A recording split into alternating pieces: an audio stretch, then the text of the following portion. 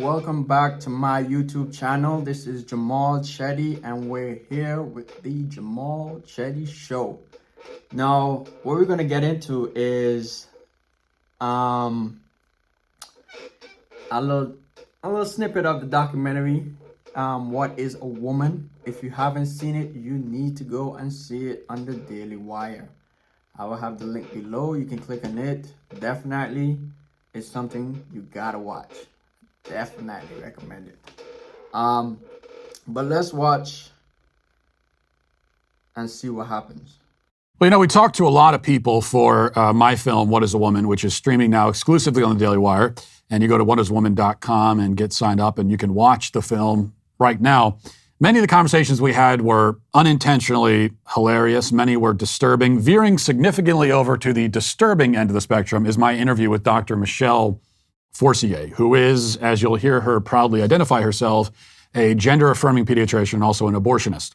We flew up to Providence, Rhode Island to speak with Dr. Forcier. She was, friendly enough at first. And what we found in many of the interviews that you'll see in What is a Woman is that gender ideologues are very polite and nice right up until the moment when you express any skepticism at all. But before we get to that point, where things really start to sort of fall apart, let's get to know Michelle a little bit. Watch.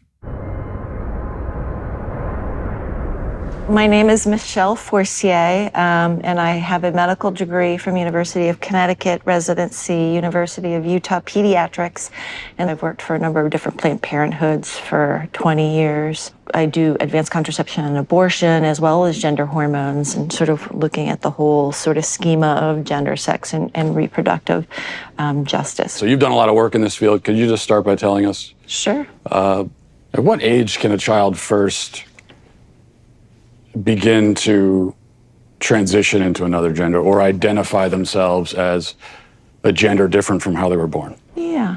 Well, there's research and data that show that babies and infants understand differences in gender. Some children really early, and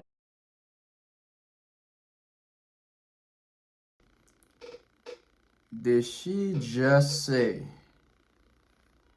I don't know if y'all heard that, but did she just say that a baby, an infant, can somehow magically know, a baby that can't speak, baby that just came out the womb, they can't even say mama or dada, somehow this baby,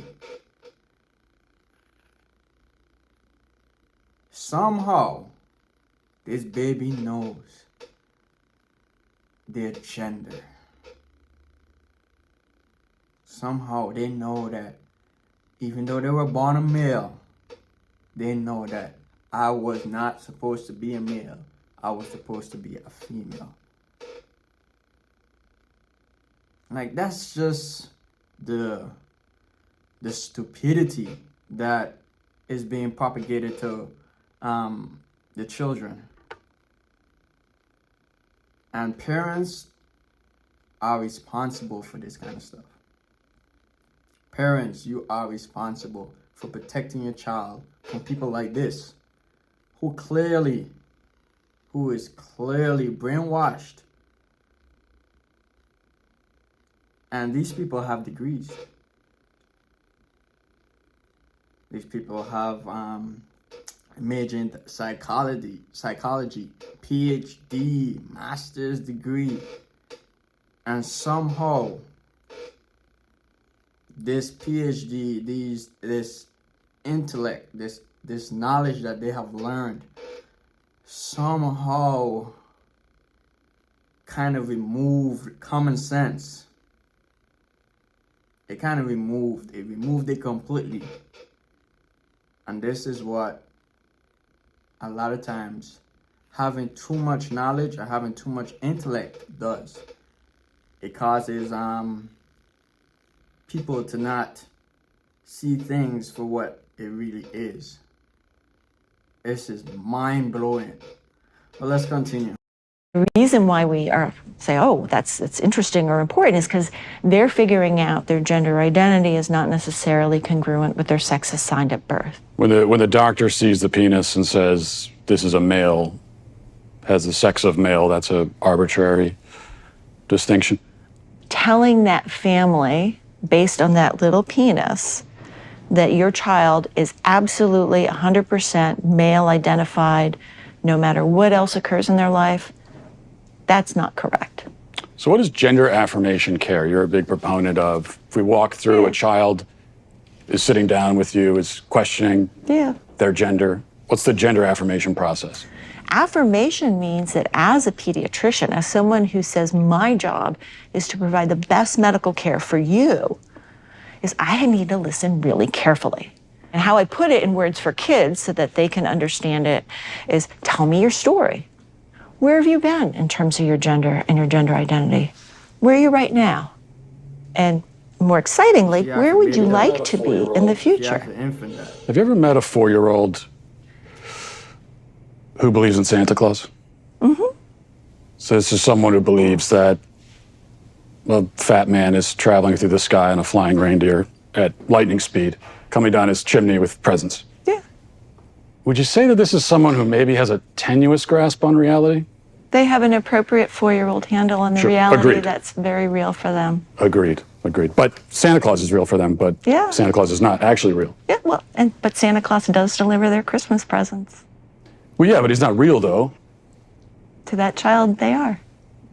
When I see a child who, believes in Santa Claus, and then let's say this is a boy and he says, I'm a girl. Mm-hmm. This is someone who can't distinguish between fantasy and reality, so how could you take that as a reality?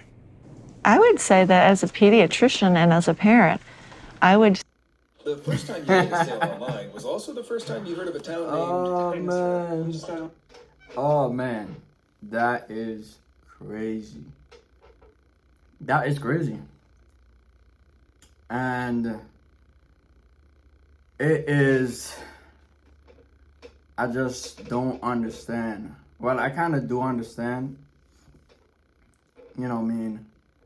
why she thinks like that. But it's crazy that a lot of times parents allow their child,